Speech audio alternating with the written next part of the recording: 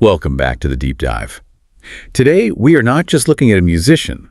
We're looking at a seismic shift. Yeah, a cultural earthquake. Exactly, an earthquake wrapped in a pink Cadillac. Yeah. But before we get to the sequins and the jumpsuits and the myth, I want to pose a question to you, the listener. What does it actually look like right before history changes? That is such a great question, because usually we assume it looks like a grand plan, like there's a strategy meeting or a boardroom or some genius stroke of lightning. Right. We tend to mythologize success. We think of Elvis Presley as the king, a figure who is just inevitable. But when we look at the source material we have today, which is a really granular biographical account of his early life from 1935 to 1956, the picture's completely different. It really is. It's not a straight line to glory at all. It's frankly a mess. A total mess. It's a massive contradiction. That is what stands out so much in this research. On one hand, you have the man who literally shocked the world, the guy who made teenagers scream and parents panic. But on the other hand, the person at the center of this storm was a shy, poverty-stricken boy. A C student. A C student. A truck driver. Who was told explicitly and repeatedly to stick to driving trucks because he would never make it as a singer. That is the part that just blows my mind. So if you're listening to this and you've ever felt like an underdog or you've been told to keep your day job, this deep dive is absolutely for you.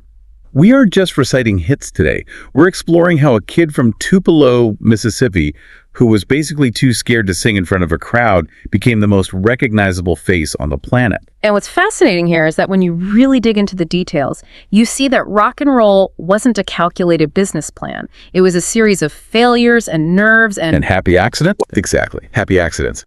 So let's unpack this. We have to start at the very beginning. Tupelo, Mississippi, January 8th, 1935.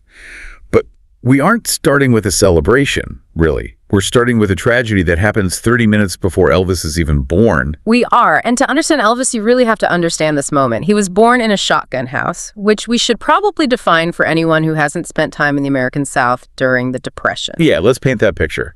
Because a shotgun house isn't just a small house. It's a very specific kind of poverty architecture. Right. It's a narrow, rectangular residence, usually no more than 12 feet wide. The old saying goes that you could fire a shotgun through the front door and it would fly right out the back door without hitting a single wall. Wow. It's 3 rooms lined up in a row, no privacy, minimal heat. And Vernon Presley, Elvis's father, built this specific house himself in preparation for the birth. But the birth itself brings this defining trauma, because Elvis was an identical twin. Jesse Garon Presley. He was born first, about 30 minutes before Elvis, and he was stillborn. I want to pause on this for a second, because usually when we hear about a stillborn twin in a celebrity biography, it's treated as a footnote. A sad event, sure, but we move on. Yeah. But the sources suggest this is actually a major psychological driver for literally everything that comes later. It is absolutely foundational. In psychology, there's a term for this, the twinless twin dynamic. You have to consider the family environment here. Elvis wasn't just a child who survived. He was the only survivor. He was the miracle that came after the tragedy. So he's carrying the weight of 2 lives from the moment he takes his first breath. Precisely. His mother, Gladys, didn't just grieve Jesse.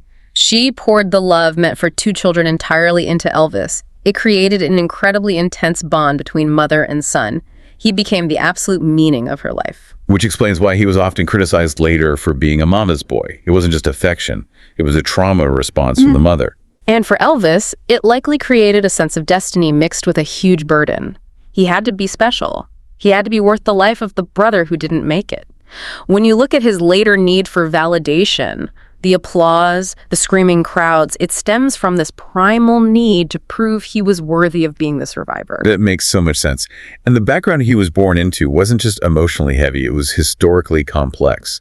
The source material mentions his heritage, and it's a lot more diverse than the simple country boy narrative suggests. It really is. Vernon, the father, had a mix of German, Scottish, and English descent.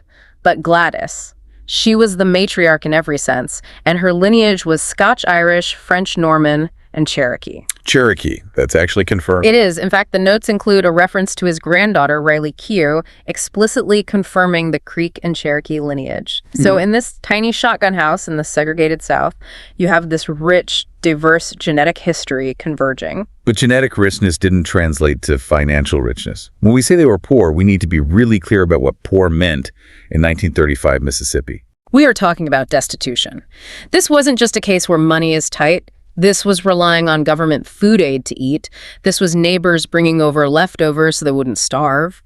Vernon Presley wasn't exactly a man of great ambition or stability. He bounced between odd jobs. He didn't have that driving force we associate with Elvis later. And then the floor drops out completely. It's 1938. Elvis is 3 years old, and his father, the provider, disappears. This is the turning point in his early childhood.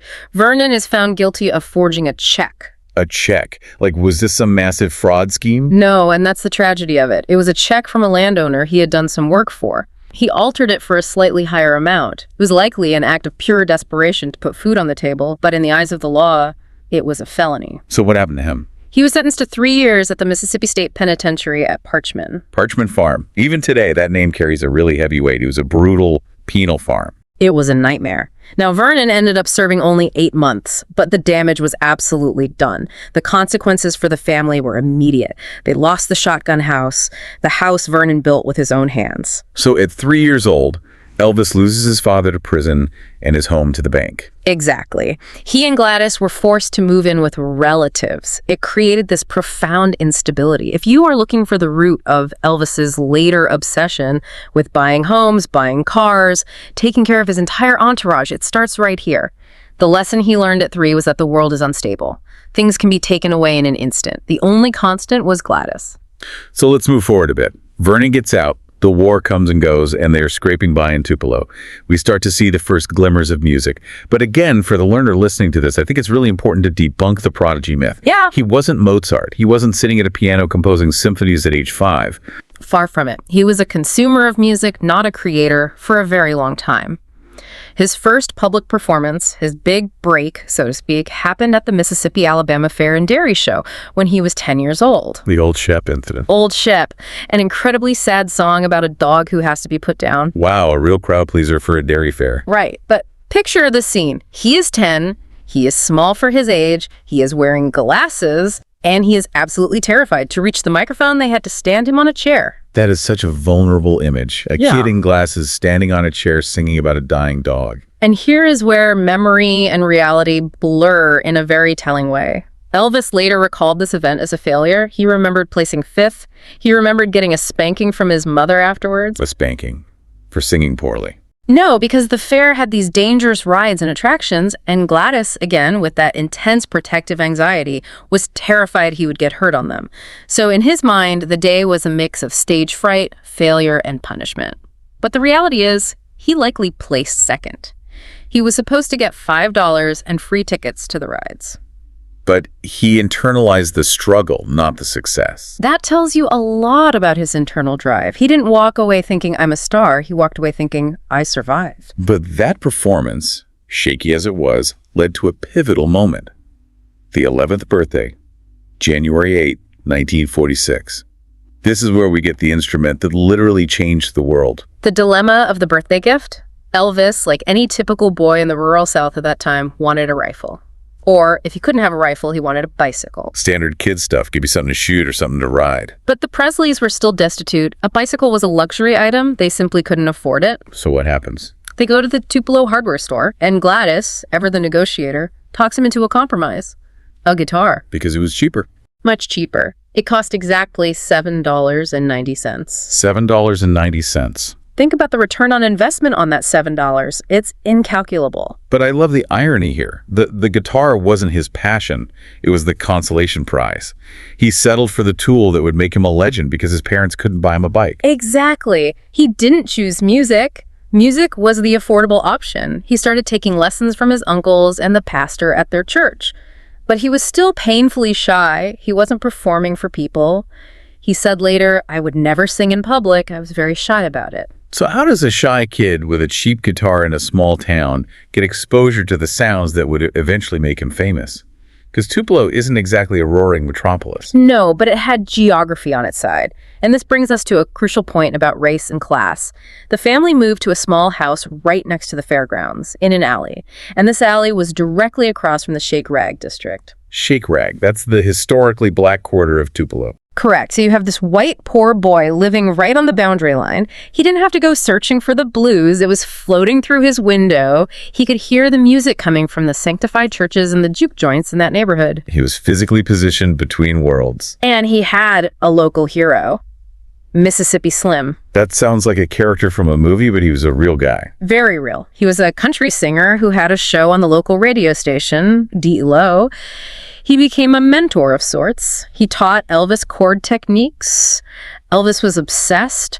A classmate described him as being crazy about music, but again... The fear. The fear, it's the recurring villain in this story. It really is. Mississippi Slim actually arranged for Elvis to sing live on the radio when he was 12. It was a huge opportunity. Oh, what happened? Elvis didn't show up. He just ghosted him. He had a severe attack of stage fright. He just couldn't bring himself to walk into the studio.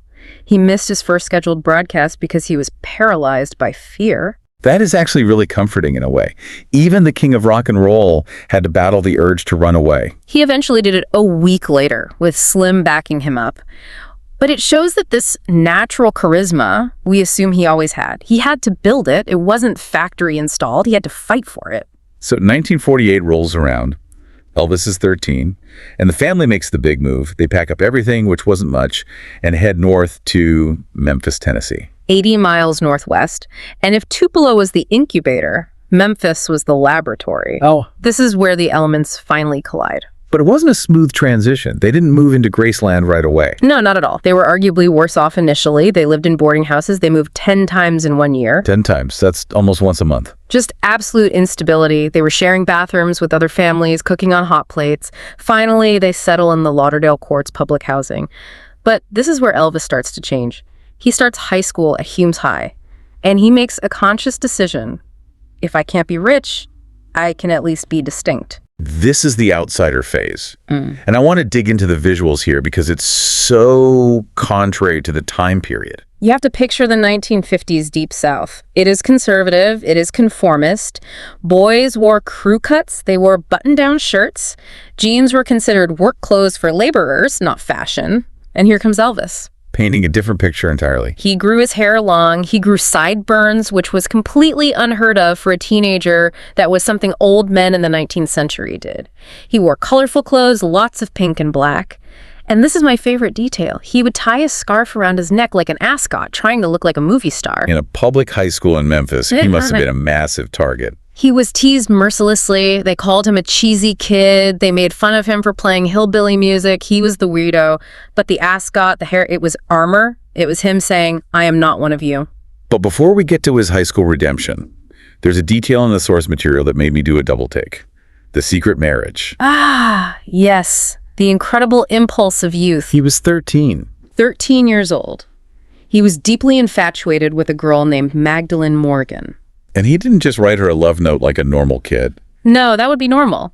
Elvis was never normal in his affections. He forged a marriage certificate. He forged a legal document. He wrote his name, her name, and set the date to September 11th.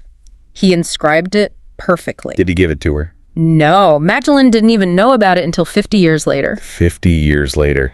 Imagine finding out you were secretly married to Elvis Presley when you were 13. It sounds funny, but it points to his intensity. He didn't just like people. He obsessed. He dove in. Whether it was his mother, a girlfriend, or music, he had no middle gear. Speaking of diving in, let's talk about the musical education in Memphis, because you called Memphis a laboratory. What was the experiment? The experiment was the collision of segregated sounds. This is the crucial expert insight here. Memphis was geographically unique. You had the white gospel downtown at the Ellis Auditorium, the all-night singings. Elvis and his parents would go to these constantly. He watched the performers, the quartets, the way they moved in their suits. The physicality and the polish. Exactly. But then just a few blocks away on Beale Street, you had the epicenter of black blues. You had B.B. King, you had the gritty electric sound. And Elvis, because he was an outsider, because he was poor, and because he was just passionately curious, he stood in the middle of it all. He was code switching before we even had a term for it. He was a sponge with absolutely no filter. He didn't care about the racial boundaries of the music. He absorbed the white gospel harmonies, the black blues rhythm, the country hillbilly twang, and the pop crooners like Dean Martin. He didn't see them as separate categories. He just heard music. But despite all this incredible self-education, formal education was not going great. No. His grades dropped to a C level. He was physically in the classroom, but mentally he was somewhere else. And then the ultimate insult happens, the music teacher incident. Oh, this is a classic teacher gets it wrong moment. I love these stories because they remind us that experts can be totally blind too. This teacher told him straight to his face that he couldn't sing. She told Elvis Presley he couldn't sing. She said he didn't appreciate the style of music she was teaching. Basically, he wasn't singing the standard hymns the right way. So what did he do? He didn't shrink away this time. He brought his guitar to school the next day. A little rebellion. He sang a recent hit, Keep Them Cold, Icy Fingers Off Me. He forced her to listen. Did it change her mind? Probably not. But it showed he was starting to finally find his backbone. But the real turning point, the moment where the outsider became something else entirely, was the senior talent show, April 1953. He's about to graduate. This is his last chance to define himself before he leaves Hume's Hive forever. He signs up, he walks onto the stage, and he performs Till I Waltz Again with You. And this wasn't standing on a chair with glasses anymore. No, this was the shock. The source material describes the reaction vividly. The students, the teachers, the parents, they were rumbling and whispering, not because he was bad, but because they didn't know he could do that. It wasn't the weird hillbilly kid anymore. It changed his reputation overnight. He went from unpopular to popular in the span of a 3-minute song. He realized, wait, this thing I do, it has power. It changes how people look at me. So he graduates. High school is over. Now comes the real world. And the real world isn't exactly rolling out the red carpet for him. Hardly. The reality of poverty hits him again. He gets a job at a machinist's garage, which he hates. Then he moves to Crown Electric. Driving a truck. Driving a delivery truck for $40 a week. And $40 a week, that's not stardom money. It was decent for an 18-year-old in 1953, but it was a dead end. And meanwhile, he is trying to break in. He is auditioning. And this is where the rejection really hits hard. He tries out for the Songfellows. Who are the Songfellows? A local vocal quartet. Very respectable. Elvis desperately wanted to be a part of a group. He liked the safety of harmony. And what did they say? Rejected! They told him he couldn't sing. Again. They said he didn't have an ear for harmony. Man. But the worst one, the one that really stings in the history books, is Eddie Bond. Eddie Bond. He led a professional band. Elvis auditioned for a spot as a vocalist. Bond listened to him, looked him over, and then gave him some advice that has gone down in infamy. Lay it out for us. He told him to stick to truck driving because he would never be a singer. You will never be a singer. Can you imagine being Eddie Bond just a few years later? I would take that secret straight to my grave. I would never admit I said that. But it raises an important point for you, the listener. How many times do we stop because an expert told us we weren't good enough? Elvis had every reason to quit. The school teacher, the Songfellows, the professional band leader, they all said no. But he didn't stop. And that stubbornness leads us to the holy grail of rock and roll. Sun Records, 706 Union Avenue, August 1953.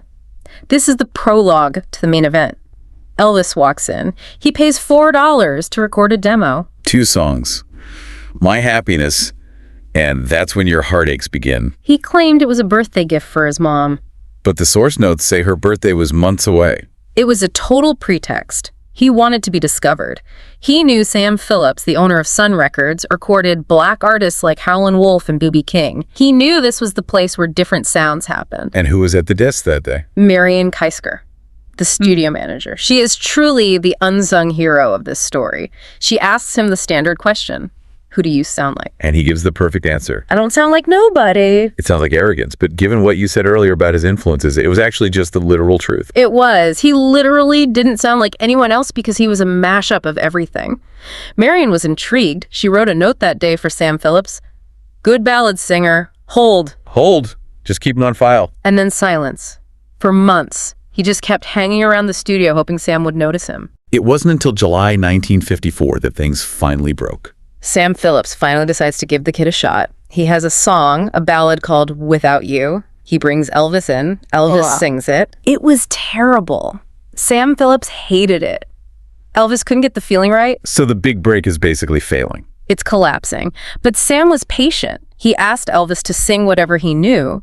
He was intrigued enough to call in 2 local session musicians, Winfield Scotty Moore on guitar and Bill Black on bass. The trio. Elvis, Scotty, and Bill. They get together on July 5, 1954, and we need to really set the scene here because it's not what people imagine. It wasn't magic at first sight. What was the vibe in the room? It was stifling. It's July in Memphis. It is hot. The studio is small, and the session is going badly. They are playing ballads. They are playing slow, polite country songs like Harbor Lights. They're trying to fit Elvis into a box that just doesn't fit. Exactly. They're trying to make him a crooner. It's boring. It's stiff. They were about to quit and go home. Sam Phillips is in the booth, probably thinking he wasted his time. And then, the happy accident. The moment that changed everything, Elvis, maybe out of frustration, maybe just nervous energy, starts acting the fool. Acting the fool. He steps back from the mic, grabs his guitar, and starts playing an old blues number by Arthur Crudup called That's All Right. But he doesn't play it like a blues song. How does he play it? He plays it fast, he's jumping around, he's singing it with this frantic, high-pitched energy. He's effectively mocking the song, or at least just blowing off steam. What do Scotty and Bill do? Do they tell him to shut up? No! Bill Black, the bass player, sees this kid going nuts, and he picks up his upright bass and starts acting the fool too. He starts slapping the strings against the fretboard. Creating that percussive clack-clack sound. Exactly. They didn't have a drummer, so Bill Black became the drummer with his bass.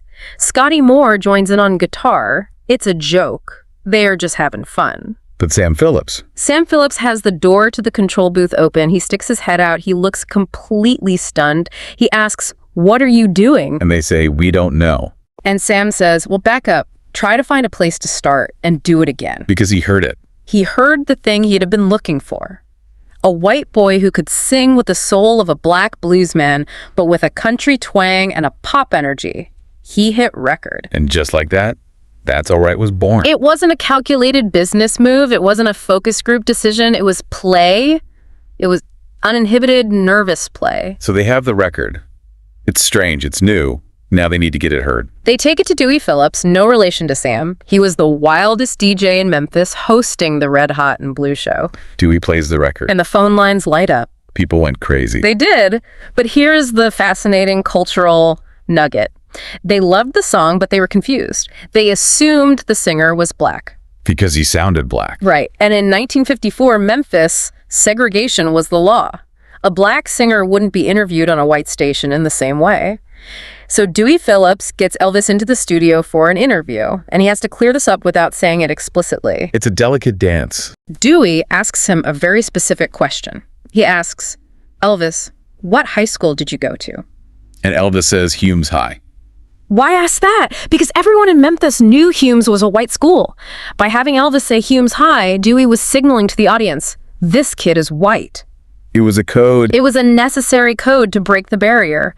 Once the white teenagers realized he was one of them, but singing with this forbidden energy, the dam broke. And then comes the first live performance, the Overton Park Show, July 30 in 1954.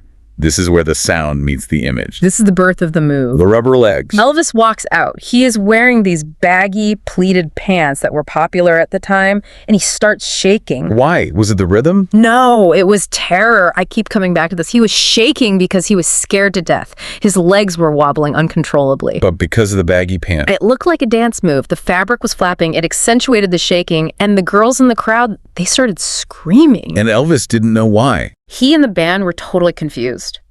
Scotty Moore said later, "We didn't know why they were screaming. They thought maybe the equipment was malfunctioning."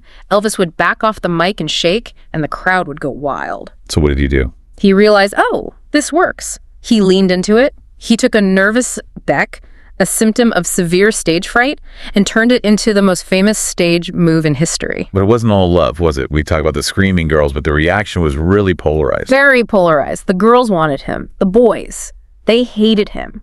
Jealousy. Intense jealousy. Bob Neal, his early manager, said it was frightening. Teenage boys wanted to take a crack at him. They saw him as a threat. He was stealing their girlfriend's attention. Bands sometimes needed police guards just to protect Elvis from angry boyfriends. And the radio stations were confused too. Total confusion. This is the definition of disruption. Country stations wouldn't play him because he sounded too black. They said he was bop. R&B stations wouldn't play him because he sounded too hillbilly. He didn't fit in a box. And when you don't fit in a box, you have two choices. You disappear, or you build a new box. Elvis forced the industry to create a new lane. Rockabilly. Rock and roll. He swerved all over the road until the road widened to accommodate him. Now, we can't talk about Elvis without talking about the ultimate symbol of his success, the car. The pink Cadillac. But not the one everyone thinks of. There are two. Yes. The first pink Cadillac ended in tragedy. June 5th, 1955, he's driving to Texarkana. The car catches fire. Just spontaneously. A brake lining caught fire. It happened in Fulton, Arkansas. The car burns on the side of the road. The image of Elvis Presley sitting on the side of the road watching his pink Cadillac, his absolute trophy burned to a crisp. That is poetic. It's devastating. He's watching his dream go up in smoke. But he bounces back. He buys a new one, a 1955 Fleetwood. And this is a famous one. He paints it a custom pink. They called the color Elmis Rose. And he gives it to his mother. Gladys. Even though she couldn't drive? She didn't have a license. She never drove it once. But it didn't matter. It was her car. It was his way of saying, we made it. We aren't in the shotgun house anymore. We aren't forging checks anymore. There's a beautiful anecdote involving Johnny Cash regarding this car. Yes. Johnny Cash toured with Elvis during these early Sun Records days, and he recalls seeing Elvis outside a hotel one morning, washing the car by hand. The king of rock and roll, washing his own car. He had just driven through mud, and he was out there scrubbing it. Cash said it showed the reverence he had for it. It wasn't just metal to him. It was the physical proof of his survival. Speaking of making it, we have to talk about the business side.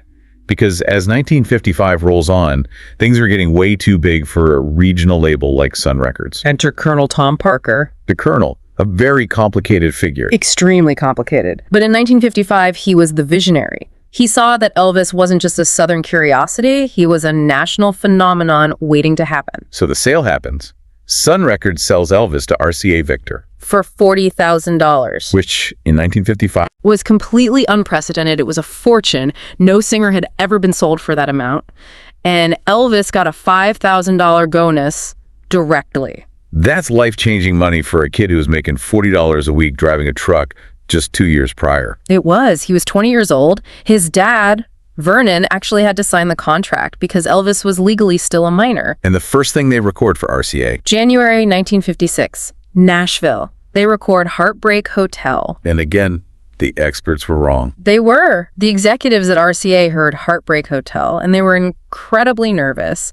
It was described as dreary, it was weird, it was moody, it didn't sound like a pop hit at all. But the listeners decided. It sold 300,000 copies in 3 weeks. It hit #1 on the pop charts, #1 on the country charts, and #5 on the R&B charts. The trifecta. He had conquered all the charts. The C student, the truck driver, the shy boy who stood on a chair was now the biggest star in America. He had his first goodie record. So as we wrap up this deep dive, I want to circle back to the learner profile. What does this story actually teach you? Because it's easy to get lost in the fame. I think the big takeaway is that success is messy.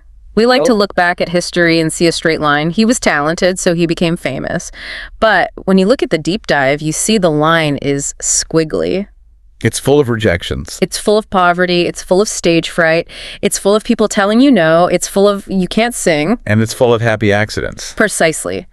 If he hadn't started acting the fool in the studio that one night because he was bored and frustrated. If he hadn't bought a guitar because he couldn't afford a bike. If he hadn't moved to Memphis and soaked up all those different cultures. We wouldn't have the king. We wouldn't have rock and roll as we know it. Or maybe we would, but it would look very different. That is a wild thought. It really challenges the whole idea of destiny. It does. It suggests that destiny is just what happens when you keep showing up, even when you're scared, even when you're failing. And here's a final provocative thought for you to chew on. If the invention of rock and roll relied on a producer leaving the tape running while a kid blew off steam, what else in history is just the result of someone goofing off? And more importantly, does the hyper-polished, perfectly calculated music industry of today even leave room for a happy accident like that? That is a fascinating question. Are we engineering the magic out of the room? Exactly. Maybe, just maybe, when things are going wrong in the studio of your life, you should start acting the fool. You might just create something historic. I love that. Start acting the fool. That's the lesson. Well, that is all the time we have for this deep dive into the early life of Elvis Presley. We hope you learned something new about the man behind the myth. And maybe you'll listen to That's All Right with a slightly different ear next time. Absolutely. Thanks for joining us on this deep dive. See you next time.